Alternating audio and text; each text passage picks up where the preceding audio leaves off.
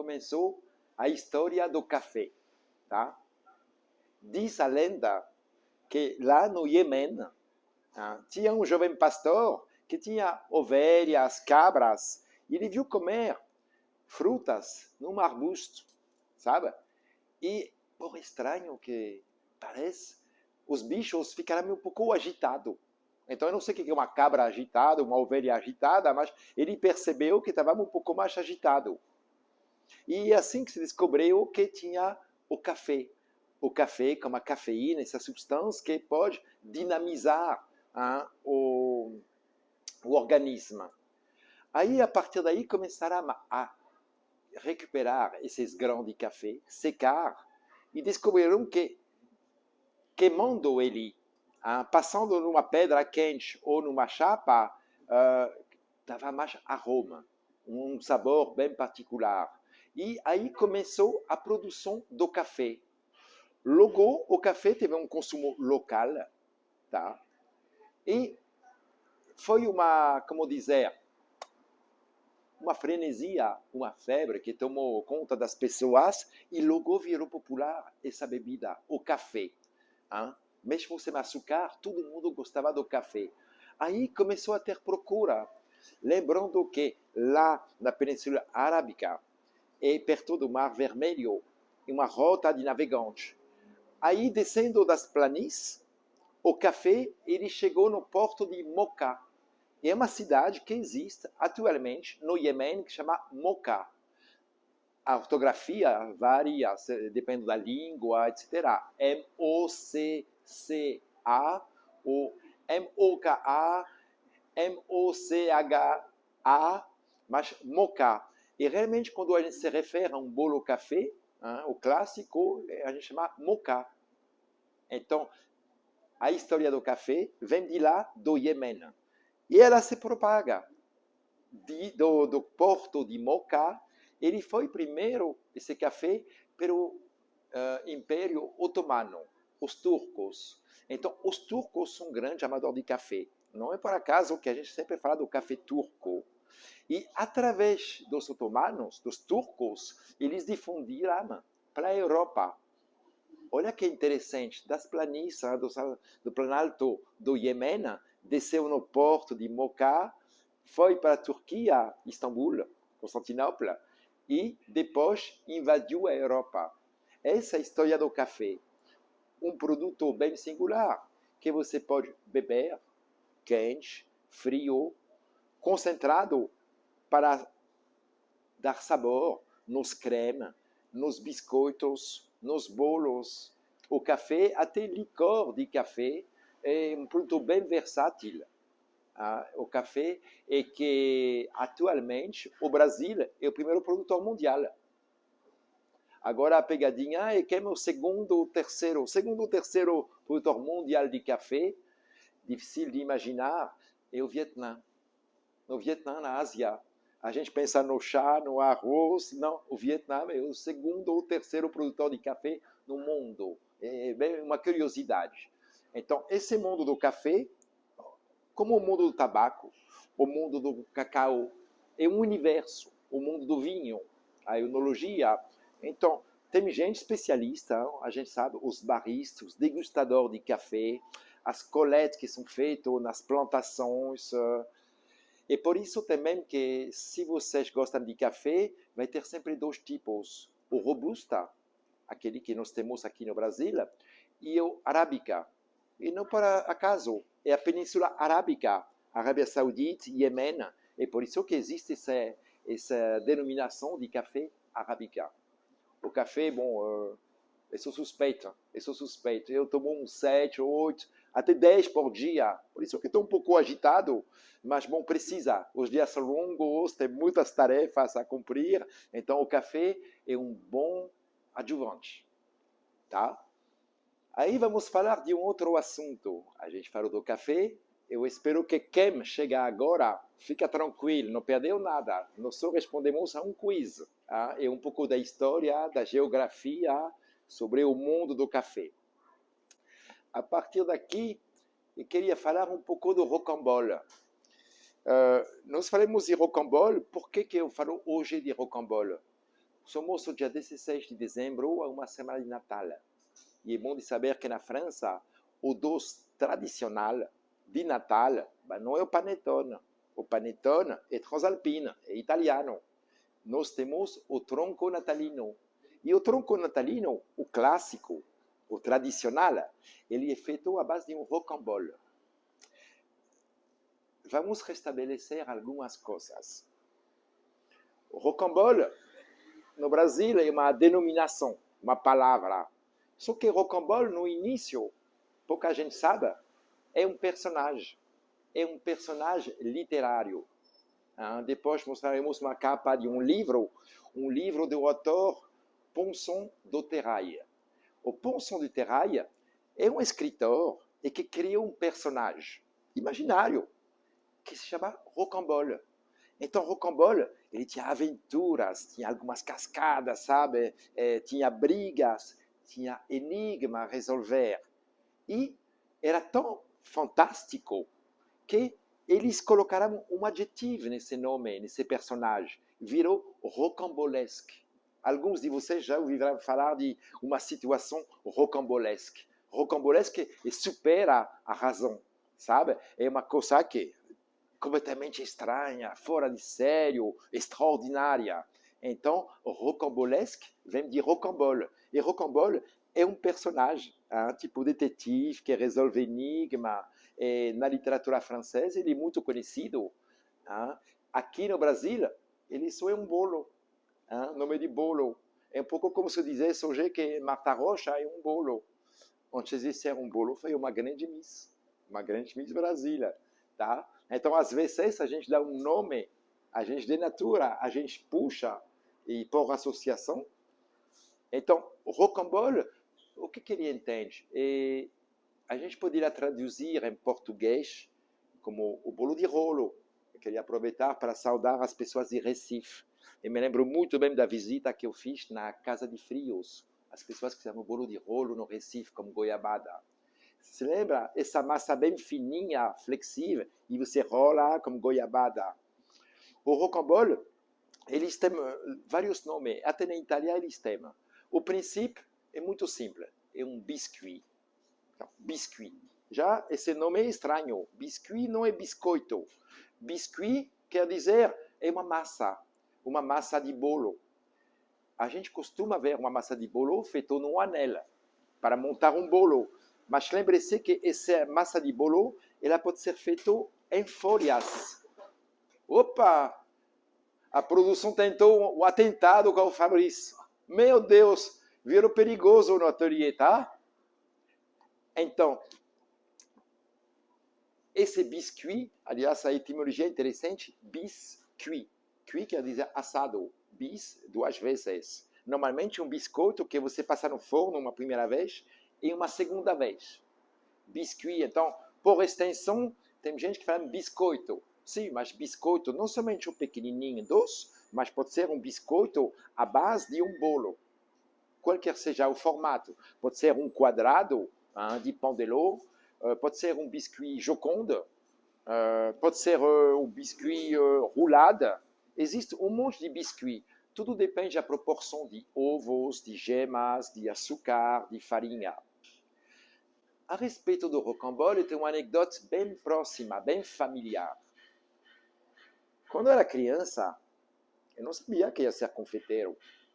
E minha mãe se cismava de fazer todos os domingos 2 rocambole.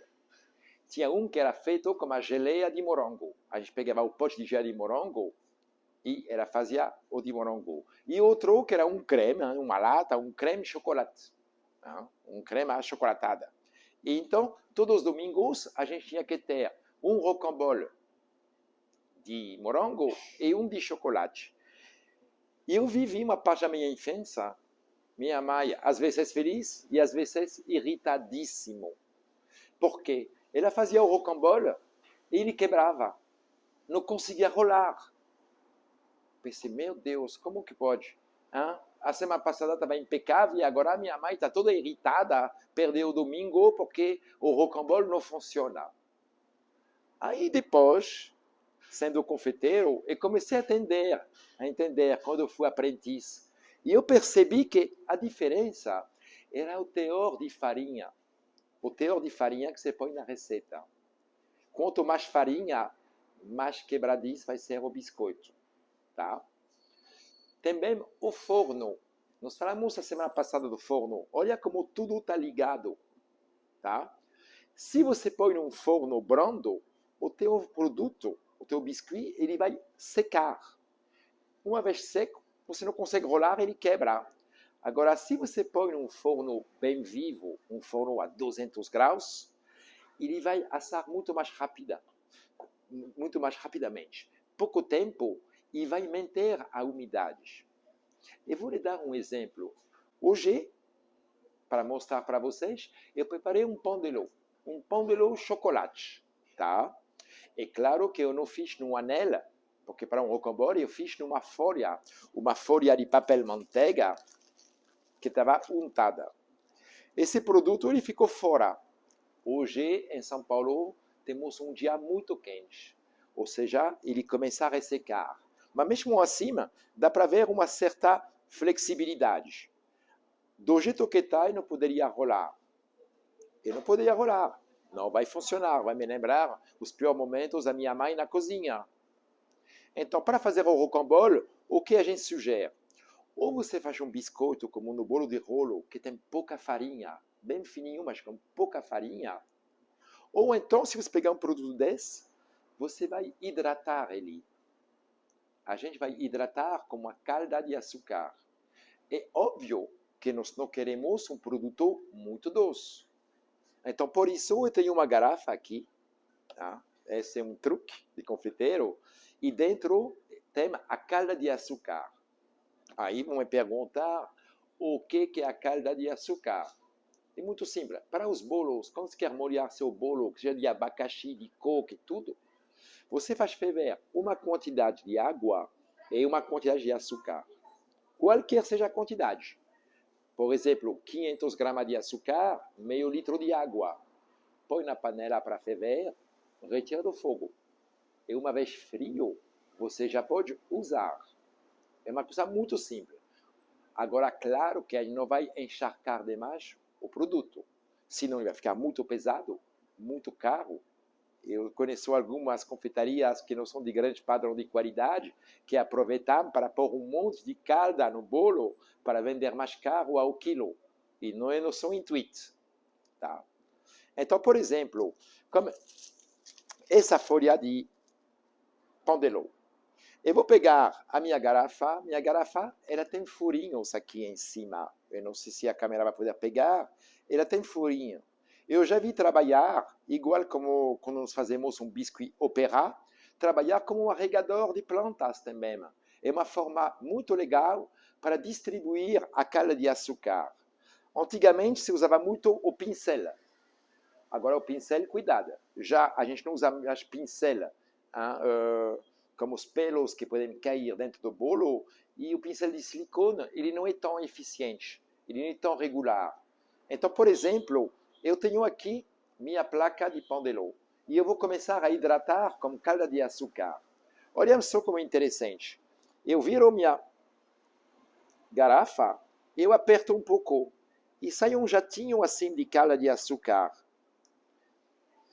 Primeiro sempre, eu vou fazer as bordas. Por que eu vou fazer as bordas em primeiro? Essa é uma boa pergunta.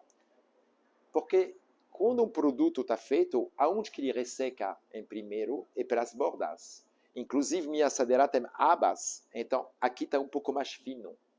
É por isso que nós vamos sempre hidratar para as bordas. Uma vez feito as bordas, eu vou hidratar o resto.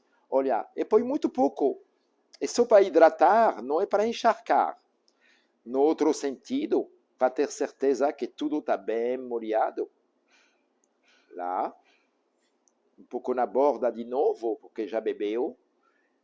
E pronto, é o suficiente. Eu não vou querer que meu bolo seja completamente encharcado. Tá? Mas vai ser o suficiente para fazer a rolada. Aí vou pegar um pouco, lá no caso de creme manteiga, do jeito que eu gosto de fazer meus troncos natalinos, um creme manteiga a chocolate. O que é interessante é que aqui eu molhei bastante, porque o creme manteiga, quando você deixa na geladeira, seca, é manteiga. Então, o biscoito, senão, vai ficar muito ressecado. A diferença é se você rechear com uma mousse. Se você rechear com uma mousse de chocolate, não precisa de hidratar tanto, porque a própria umidade da mousse de chocolate, ela vai hidratar o biscuit. Agora eu peguei um biscuit chocolate. Chocolate sempre é um pouco mais duro do que um biscuit branco, ou seja, sem chocolate. A gente falou no início do café. Você lembra? Quando eu faço o meu pão de ló, podia ter feito o pão de ló como um extrato de café e fazer um pão de ló café, um pão de ló pistache, um pão de ló framboise. Tudo é possível, tá? Então, para fazer meu rocambole, vou mostrar para vocês. Eu pego um pouco de creme. O meu creme está liso, está brilhante, e eu não vou exagerar nas quantidades. Eu vou pegar uma espátula, tá? Uma palete, exatamente. Essa é uma palete de ângulo, tá? Porque a espátula é de polietileno, de plástico. Essa é a palete. E eu vou começar a cobrir meu bolo. Aí eu já vejo os gulosos. Dá para comer, chefe, dá para comer. Primeiro vamos fazer, depois vamos comer. Lá. Eu vou delicadamente até a borda. Lá. Eu não vou exagerar na quantidade de creme. O excesso eu retiro. Por que não? Porque depois esse bolo ele vai ser coberto ainda, esse rocambole de creme. Então não pode ser uma coisa enjoativa também. Tem que ter um perfeito equilíbrio entre o biscuit e o recheio. Pronto. Eu aliso. O meu biscuit está coberto. Ok. A partir daí, gente, nós vamos começar a rolar esse rocambole. Aqui era uma placa grande que tinha de pão de ló. Então, essa parte aqui é um pouco grossa. Aqui, essa parte tinha a aba da minha assadeira é mais fina. E essa parte mais fina que eu vou usar para rolar. Aí, com meu papel, eu vou colocar acima, dar uma dobra. Com meu papel manteiga. Você viu que a gente hidratou, mas não rachou o papel. Lá. Essa é a base do rocambole. E, a partir de agora, aqui tem que entrar bem, lá. E agora, eu vou fazer um rolo acima. E dá para ver que ele rola bem. O que é interessante. Eu continuo. Lá. Lá. Chegando nesse ponto, eu dou uma volta aqui. E esse rocambole, eu vou guardar ele na geladeira. Você pode guardar na geladeira por 1 hora, ou você pode passar também, se quiser, no freezer, no congelador. Cuidado de não lotar seu congelador de um monte de produtos. Então, eu guardo isso, esse é meu rocambole. Ele pode ser fatiado do jeito que está, servido como a calda de frutas vermelhas, ou ele pode ser enfeitado. É o próximo passo que eu vou mostrar para vocês. Então, eu vou guardar esse produto e eu tenho o mesmo que está bem frio, que estava na geladeira. Tá? Então, esse produto bem gelado vai me ajudar para poder trabalhar ele, para não perder o formato. Eu reabro aqui as laterais e eu faço o processo inverso. Eu vou desenrolar o papel que está ao redor do meu rocambole. Lá. Meu rocambole está aqui. Eu vou fechar aqui um pouquinho essa base para evitar de sujar a mesa. Esse é um pouco o terror, às vezes, quando a gente faz esse tipo de trabalho, a gente tem medo de sujar. E aí vou continuar. Desta vez eu vou querer um bolo um pouco mais sofisticado. Então eu vou cobrir ele. Eu vou cobrir ele com um creme manteiga. Lá. Olha só. com minha espátula e um pouco de creme, eu vou bem na base. E quero que a base, lá, esteja bem coberta de creme.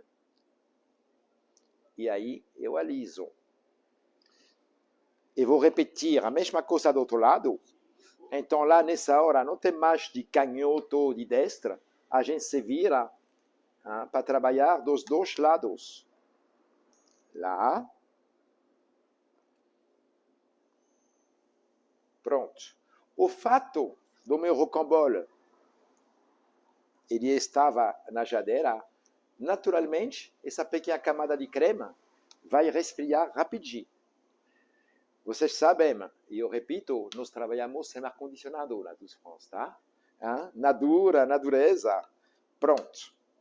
Aí é a primeira parte. Eu poderia, se quiser, fatiar agora o meu rocambole. Fazer um enfeite, qualquer coisa.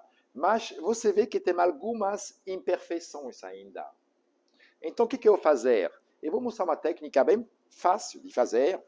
Eu vou pôr um pouco mais de creme e manteiga, agora que a primeira camada está um pouco mais fria, e nós vamos alisar o nosso rocambole, para ter uma coisa bem bonita.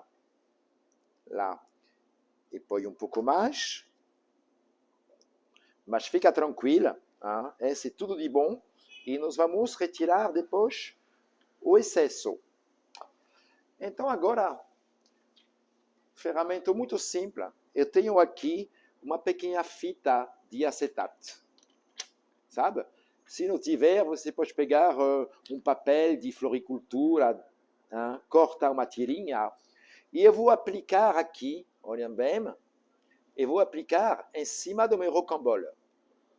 Eu vou bem até embaixo, nas laterais, e agora eu vou puxar.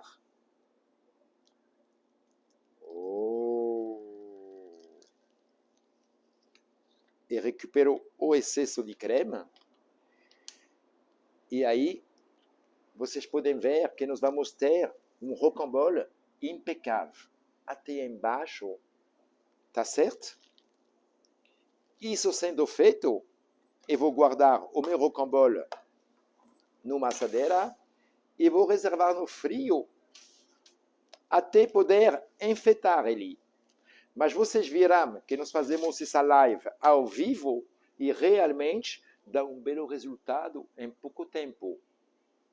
Uma pena que minha mãe não possa assistir no Instagram, tá? Então, eu vou guardar na geladeira e eu queria mostrar também uma das aplicações. Como que a gente faz depois desse bolo? Qual é a utilização? Então, eu queria mostrar um dos produtos que nós temos aqui no ateliê de Fabrice, o que nós comercializamos para o Natal. Então, a produção vai me trazer um dos produtos que nós chamamos de bûche de Noël, o tronco natalino. Esse tronco natalino, olha só que interessante. Aqui nós temos os cogumelos que são de suspiro. Nós temos pequenos duendes. Temos as cerquinhas do bosque. Temos arvorinho de Natal. Nós temos bolinhas de esfera de chocolate, que lembra Natal também. Então, todas essas coisas é o clássico. Para quem não tiver a chance de ir na França esses dias, pandemia obriga a ficar e tudo, saiba que isso é emblemático. Essa a bûche tradicional de chocolate, está em todas as mesas. Nas cantinas escolares também. Na última semana, nós temos a bûche. Então, a história da bûche. Depois eu vou responder algumas perguntas, mas a história da bûche, o que é? A bûche, na verdade, no início não é religioso. É uma festa pagã que simboliza o solstício de inverno. O solstício de inverno, no hemisfério norte, na Europa, o que é? É o dia mais curto do ano. É a noite de 21 de dezembro. E a noite mais comprida. Diz a lenda que as pessoas da aldeia tinham medo de maus espíritos. Então costumavam se agrupar na casa de um morador da aldeia e cada um trazia um galo de madeira para pôr na lareira. Todo mundo ficava junto e tinha fogo até o dia raiar. Então, essa tradição, por extensão, virou o bolo natalino. Se no início era pagão, agora é religioso. E no tema um Natal, sem a bûche de Noël. Então, essa é uma aplicação do rocambole. Mas é bom lembrar que aqui no Brasil eu vejo muitos bolos que são feitos na base do rocambole, enrolado, e que servem para o ano todo. Essa é uma tradição, mas existem muitas vertentes. Então, isso agora é só esperar Natal, os cogumelos. Temos machadinhos, temos doentes do bosque, é bem lúdico. Lembrando que a confeitaria é sempre uma festa. Uma alma de criança é sempre uma festa. Então, eu não sei se eu fui bem claro a respeito desse rocambole, mas vocês viram que é uma base, não é muito complicada, é uma técnica. E vocês viram de um produto bruto, tosco que nós tínhamos, apenas passando a fita de acetato, de repente, ele se alisou e deu um toque mais moderno. Então, é comum de ver bolos desse tamanho comprido à base de um rocambole. Pode ser feito de mousse também. Tá? Então, esse é o rocambole. Agora, eu acredito que vai ter bastante perguntas. Mas antes das perguntas, como eu faço questão de responder a cada uma, e queria agradecer também o ouvinte que estava na Espanha, que eu fiquei muito feliz de saber que tem alguém longe do Brasil e que ainda vai ouvir um francês arranhando português. Eu acho extraordinário, sabe? O poder da internet. Tem as pessoas de Recife também, teve o Felipe do Rio. Então, todas essas pessoas que mandaram recados, e queria, de antemão, agradecer, dizer que não esqueci eles. Eu ouvi, mas não dava para tratar toda a informação. Sabe, aquele disco duro aqui está limitado às vezes. Tem que tomar mais café. Então, agora eu queria começar a falar com vocês, a conversar com vocês sobre algumas dúvidas que possam surgir, perguntas, recados também. Eu vou pedir para a produção me mandar recado um a um, porque realmente... Então, eu estou pronto. Eu estou ouvindo vocês. Então, vamos. A Eliane pergunta, o rocambole pode ser feito com qualquer biscuit, massa de bolo? Sim, então o rocambole pode ser feito com qualquer biscuit. Cuidado, você tem biscuits que são à base de claras, como o merengue, que não prestam para ser enrolado.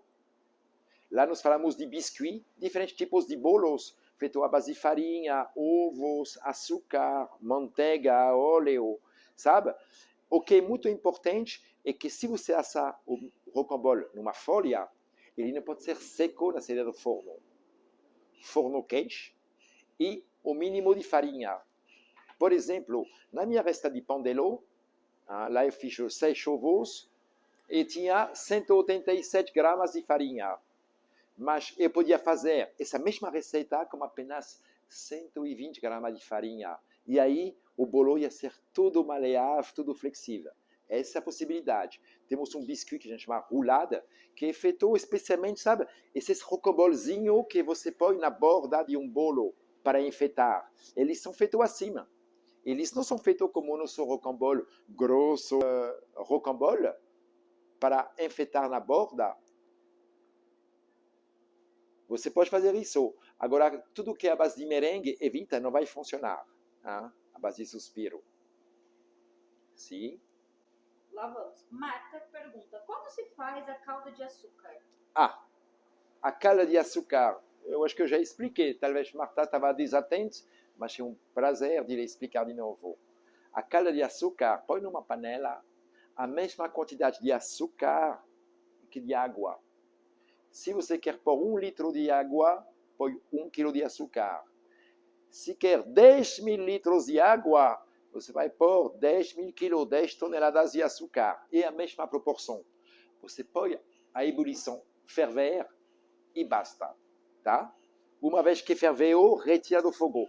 Não deixar reduzir no fogo. Senão vai fazer um caramelo, ou senão vai ser uma calda muito concentrada, muito doce. Então, a partir daí, é bom lembrar que a calda não somente ela serve para hidratar seu rocambole, mas você pode introduzir um sabor. A gente gosta muito de pôr um álcool, um Grand Marnier, à base de laranja, por exemplo, um pouco de rum. Hein? Estamos no Brasil, vamos fazer um rocambole e pôr um pouco de cachaça nesse bolo. Eu acho que alguns candidatos lá vão gostar. Então, você sempre pode pôr um perfume. Você poderia muito bem fazer um rocambole chocolate e a calda de café. É possível também fazer um mix. Vai da criatividade de cada uma. A base, ela é essa, e a partir dessa base, você pode explorar horizontes. Duncan Sonhos pergunta, chefe, qual a diferença de bolo de rolo e rocambole, sendo que todos são enrolados? Então Dunkin' Donuts não vai enrolar, tá? Agora, deixa eu te explicar. O bolo de rolo, ele tem essa peculiaridade e ele é muito fino. O segredo dele é ser muito fino. Você corta um bolo de rolo, normalmente é um diâmetro de quase 10 centímetros. Você vê nos quiosques no aeroporto de Recife, se não pode ir até a casa dos frios, você vai ver, é um negócio bem grande. Eles fazem muito fininho. O lance deles, que é muito bom, é que de trabalhar com goiabada, a goiabada não molha muito o biscuit. Ou seja, quando você faz o corte, nitidamente você vê ainda o branco, o vermelho, o branco, o vermelho. Esse é o bolo de rolo, bem fininho. Mas você pode fazer também um rocambole mais grosso, como eu fiz com pandelo, por exemplo, que vai dar a estrutura ao meu bolo. Então, as diferenças vêm do biscuit também. Um biscuit que é mais maleável, pode ser talvez mais fino para rolar, e outro que é um pouco mais grosso e hidratado. A Ana Basile perguntou, só o papel manteiga é ideal para enrolar? Não, Ana Marta. Você pode também usar outras técnicas. Lá eu uso o papel manteiga. Por quê? Porque é o mais barato. Mas eu podia ter trabalhado com uma tela de silicone. Mas a vantagem do papel manteiga é que não somente te ajuda para enrolar, e você dá para armazenar na sua geladeira, que o silicone você não vai conseguir, você vai precisar desse material. Então é uma forma bem adequada. Eu desaconselho o papel alumínio, porque nada pior do que um pedacinho de papel alumínio num bolo, tá? Então desaconselho isso. O papel manteiga está perfeito, econômico, todo mundo tem, é o mais indicado. O Cleus perguntou, por quanto tempo posso deixar na geladeira? Qual o tempo de geladeira? Peraí, quem? Cláudio? Cleudes. Cleudes. Cleudes Aparecido. Então, por quanto tempo na geladeira? É bom de entender que um bolo, como eu mostrei, finalizado, ele está completamente coberto de creme manteiga. E não é por acaso.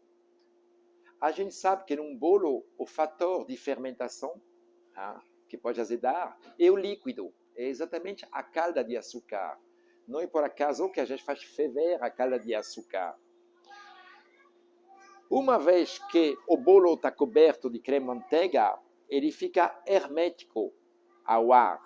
Então não vai ter a interação entre a calda de açúcar e o ar. Isso aumenta a conservação. Mas para ficar tranquilo, diria uns 5 dias.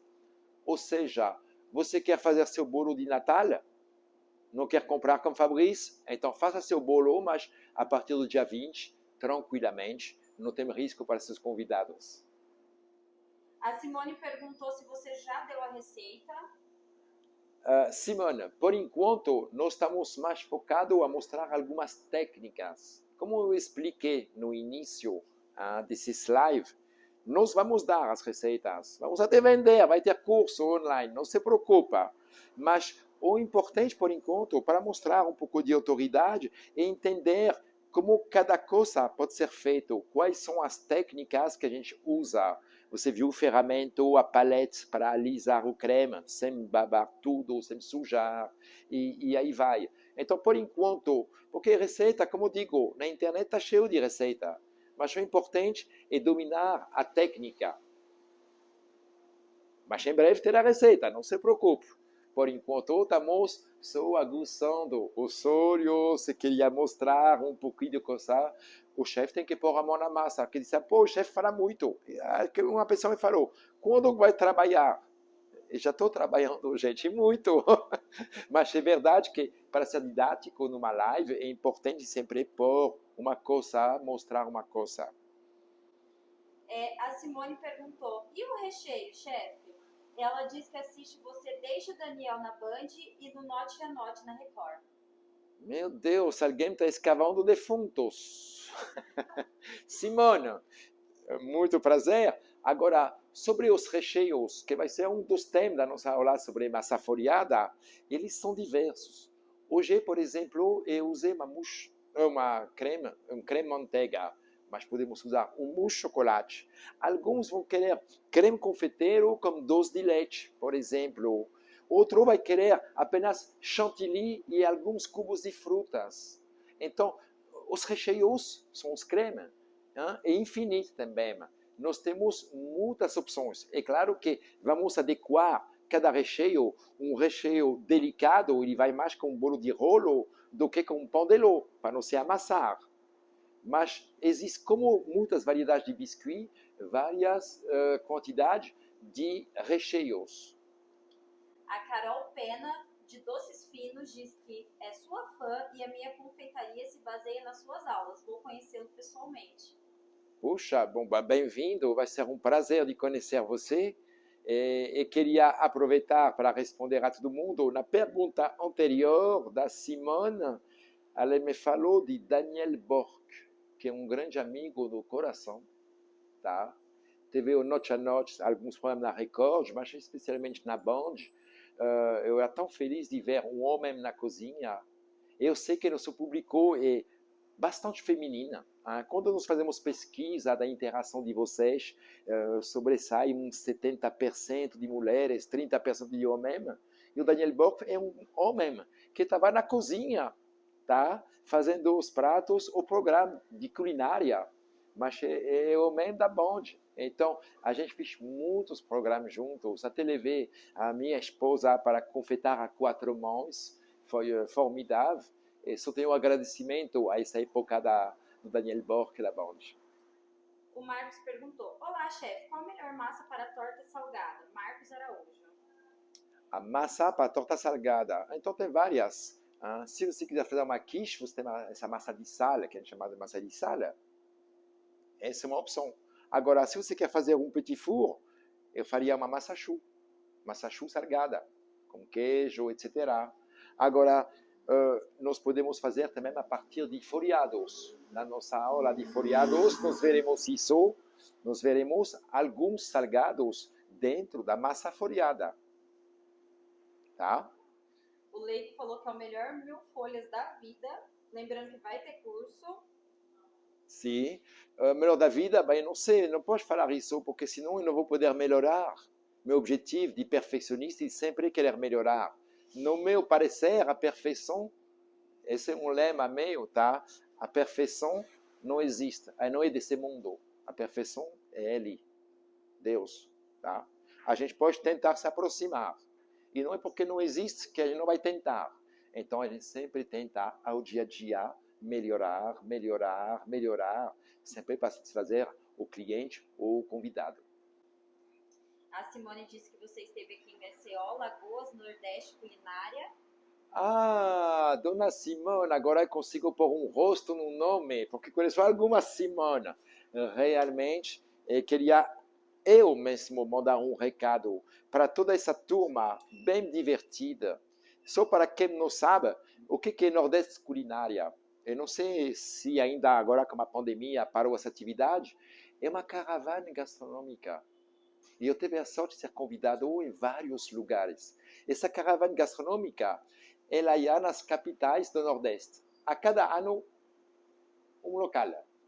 Eu já fui na Bahia, eu já fui em Maceió, em Recife. Nós fomos também em São Luís do Maranhão.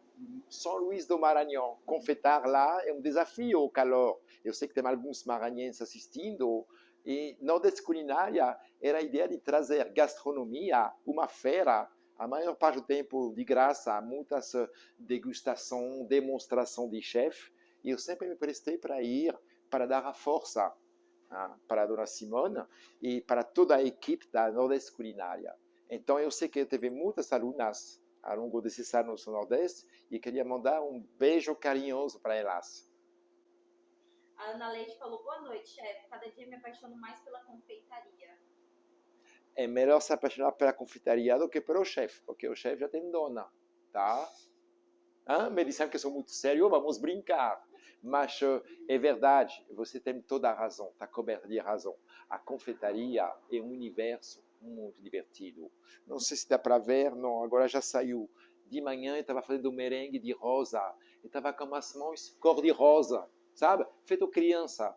O mundo lúdico, o imaginário assim, eu estava fazendo meus merengue de rosa.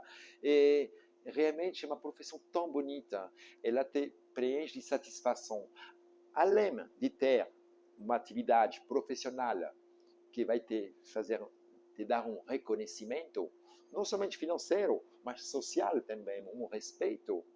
A confeitaria, ela vai te permitir de viajar em todas as formas.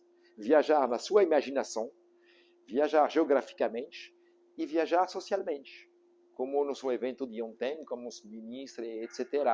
E eu não me acanho, essas pessoas não são diferentes da gente, tá? Todo mundo pode chegar lá. Então, essa profissão ela é linda, ela tem satisfação. Uma coisa que eu gosto de dizer também da confeitaria é, se você comparar algumas profissões como o médico, é muito bonito a profissão de médico, só que ele vive bem. A gente pensa que o médico ganha dinheiro. O médico está confrontado ao sofrimento, à dor. Ele tem que cuidar das pessoas, aliviar a dor. Não é fácil. Para nós é o contrário. A gente só vai encontrar pessoas felizes. Que seja um aniversário. Hoje eu fiz um bolo de 25 pessoas que o motorista veio pegar para levar no hotel para uma festa de aniversário. Eu sei que tem pessoas que vão ficar muito felizes, que vão bater palmas quando o bolo chegar. Esse que é o reconhecimento. Esse que é agradável e dar prazer às pessoas. Ou numa boda, num casamento, tinha parado, agora está chegando os casamentos. Imagine quando o bolo chega, depois de todo o trabalho que deu o suor, o orgulho e de ver as pessoas tirando fotografias, batendo palma, porque você faz parte da vida deles. Você dá o seu pequeno suplemento de alma, um pouco de amor para as pessoas. Eu acho que isso, eu tenho toda a razão de querer amar cada vez mais a confeitaria, porque é um diferencial. Não se esqueçam que numa refeição, o ponto alto é a sobremesa. Não é aquela salada, não é aquela carne ou aquele peixe. É a sobremesa o ponto alto. Aquele ponto artístico. O Alisson falou, boa noite, chefe Fabrício. O senhor tem alguma receita preferida? Se sim, qual é? A receita preferida eu não tenho. É como se você pergunta a mãe qual é dos seus filhos que você prefere. Eu não tenho uma receita preferida, no absoluto. Agora, o que eu tenho é para mim ADN, sabe? Tem alguns acordos. E meu preferido é sempre um laticínio, porque eu nasci na Normandia, uma região chuvosa, de pasto, de bom pasto, de creme de leite, de iogurte. Então, um laticínio com frutas vermelhas. Pode ser a groselha, pode ser a mora, pode ser a framboise, pode ser um iogurte, queijo branco, creme chantilly. O casamento de um laticínio com essas frutas vermelhas e a acidez, para mim é um equilíbrio perfeito. E se por acaso você mistura os dois numa tigela, aí virá um quadro, uma obra-prima. Eu vejo que atualmente nos comerciais a pavlova é um sucesso. A pavlova é isso que eu faço também, a partir de chantilly, de frutas vermelhas ou de morango, dependendo da estação. Então, se você me pergunta meu gosto, seria isso. Com um laticínio e uma fruta vermelha, deixa um Fabrício feliz. Tá bom? E o Marcos perguntou, chefe, como posso fazer encomenda para este Natal? Você vai ter que entrar como você conhece a nossa empresa. Eu não estou aqui para fazer propaganda da Pâtisserie Douce France, mas você entra no site e lá você vai ter todos os contatos e vai poder falar com um dos responsáveis. Temos Instagram, Facebook, YouTube, etc. O telefone também, vai um telefone para contato 3262-3542. É muito interessante, gente, porque um japonês veio me ver há algum tempo atrás, um tal de Roberto, e ele falou, eu tenho uma ideia, vamos fazer... Oh, presta atenção, gente, tá? É sério essa história. Vamos fazer um projeto do Fabris Digital. Uau! Eu não tinha WhatsApp, não tinha e-mail, eu não tinha laptop, não tenho computador. Bom, tudo bem, vamos lá. Eu mergulho corpo-alma, agora tenho WhatsApp, etc. Nós temos Instagram, Facebook, YouTube, IGTV, tudo isso. E alguém me pede, e como que eu faço para fazer encomenda?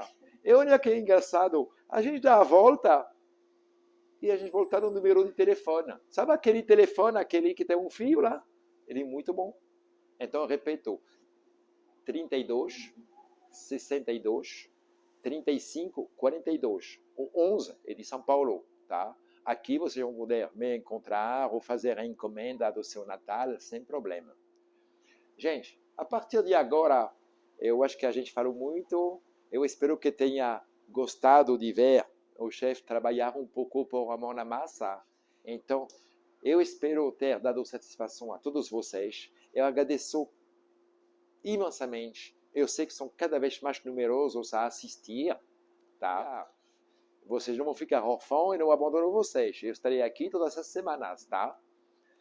Então, um forte abraço para todos vocês, qualquer lugar do Brasil. Eu lhe digo até segunda. Tchau!